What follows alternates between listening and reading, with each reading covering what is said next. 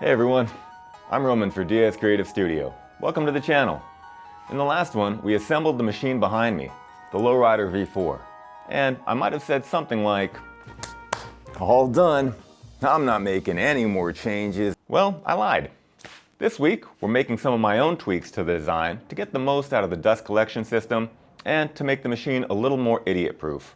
Specifically, I'm designing a new dust boot and adjusting the Y belt tensioners to add inductive proximity sensors to the Y-axis. Let's get right into it. This is a view of the existing dust boot by V1 Engineering. It's sized to fit a standard 2.5-inch shop-vac hose, and thanks to the valley that points towards the spindle, it prints easily without supports and aims the airflow towards the cutter where it's needed most. It attaches to the lower spindle mount via a tab with a captured nut, and it's a great design. It works really well. And this is my design that fits a 4-inch hose. The brush frame is held in place with 20 6x3mm magnets, 10 in the boot and 10 in the brush frame. It's not perfect, but side by side you can see it's just larger and going to allow more air to flow through, hopefully carrying more chips with it. For more clearance when changing bits, the boot sits higher up and relies on the attached brush to enclose the spindle. To make things compatible, I decided to use the same single bolt to attach it to the machine, and it uses the same TPU brushes as the original. They're just so well designed, and the way they install without glue is genius. I'm not claiming to improve anything here. The original parts were designed to work with vacuums that most people have at home. I just wanted an option for the system that I have. In fact, I got quite stuck trying to make a smooth transition while I was modeling, and I ended up with this odd portion in what I guess you could call the heel. It's highly curved on the outside, but straight on the inside, making a solid mass that should not be there, but I don't know how to remove.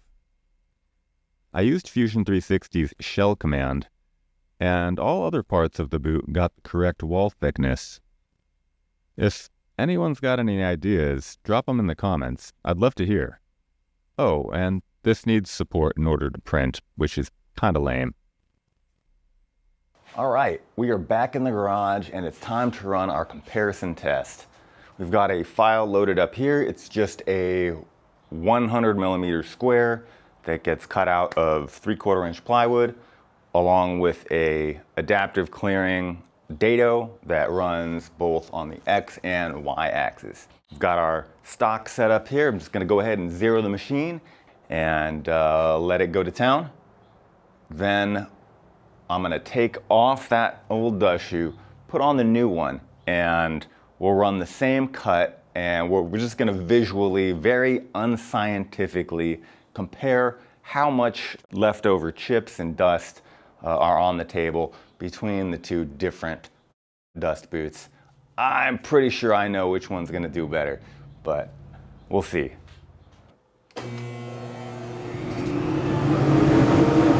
Round one. Fight!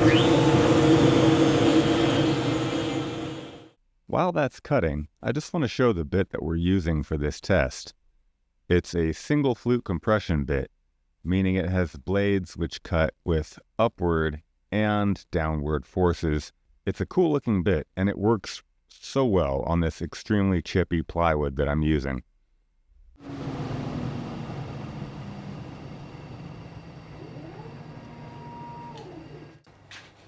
Okay, so that was actually very good. There's minimal residual chips here. Let's just take a look.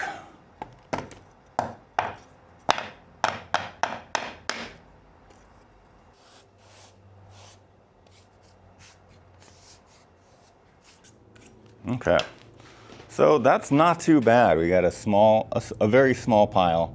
A lot of it was actually packed into the cut. And you can see there's still a few little strands in here, just stubborn strands. But the rest of the cut looks pretty good. Not too much tear out. The bottom looks great. nice and smooth.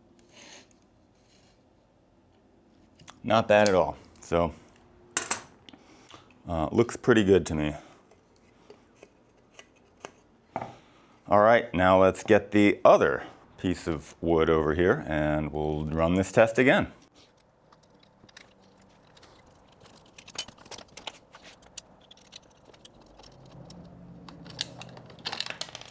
Nice. It's been fun.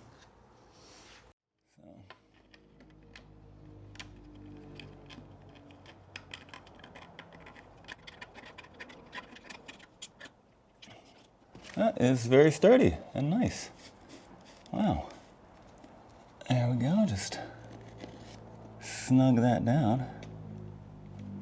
I'll throw the dust boot on there, where the brush is. And that's gonna kind of seal everything up. And let's crank that. Final round. Fight!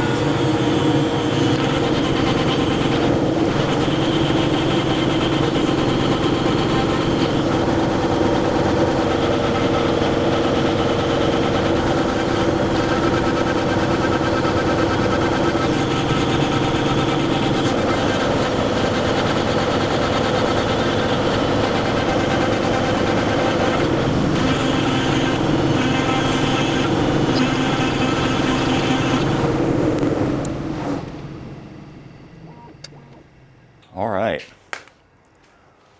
I'm gonna be honest, it looks pretty much the same.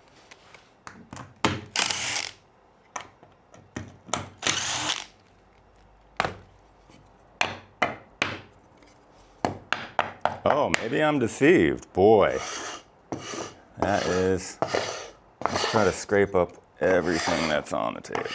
Wow, okay. That does not look the same. Okay, so here we have this is the cut. I'll even rub some of these clingers on here.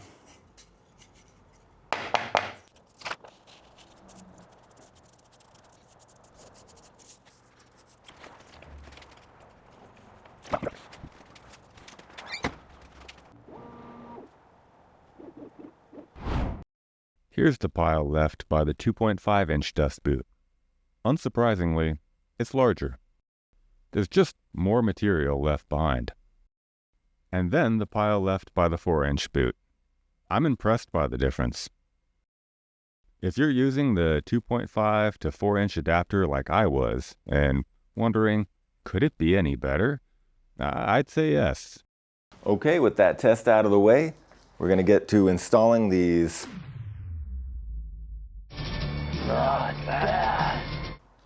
things.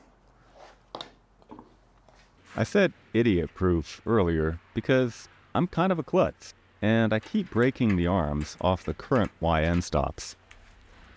Hopefully, I'll have fewer problems with these. This isn't as much of a design as it is a remix. I was already using these unofficial Unistrut belt holder tensioners by Doug at Design 8 Studio, and all I did was to add a little wing that sticks out and has a hole for one of these inductive switches. I just replaced the original parts with these new ones and added some metal to the front of the machine so it could be detected.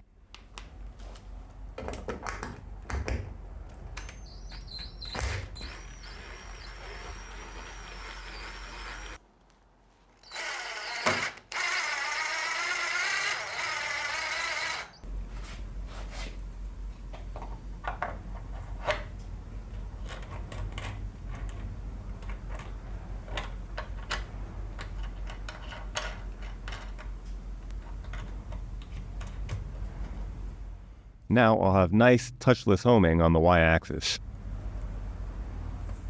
Holy smokes, that went really fast. That was incredibly easy. Both of these end stops swapped out like that, so it's time to run these wires and get everything connected.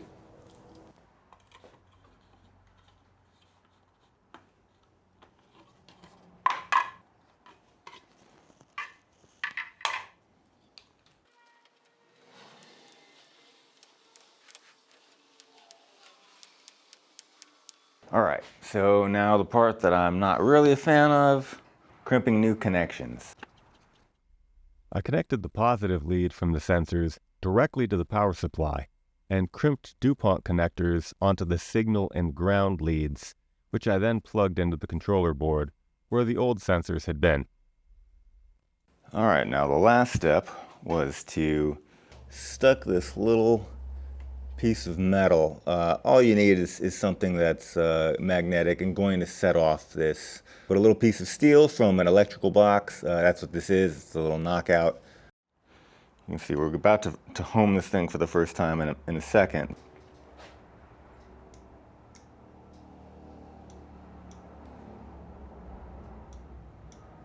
Nice. Okay, so installation actually went really smooth.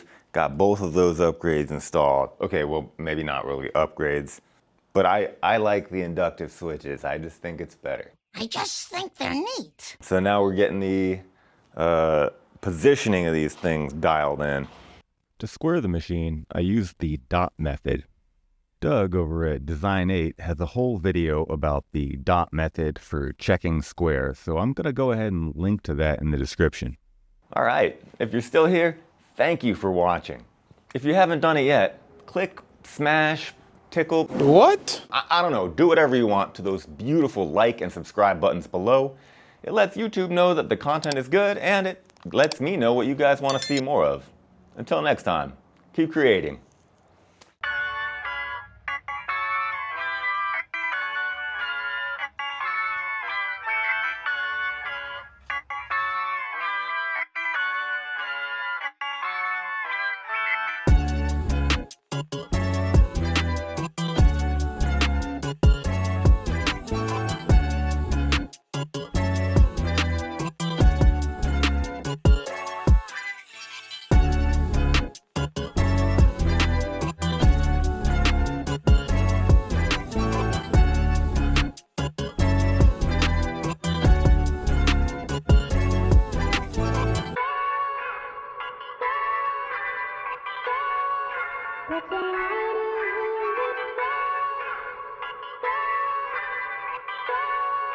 That's a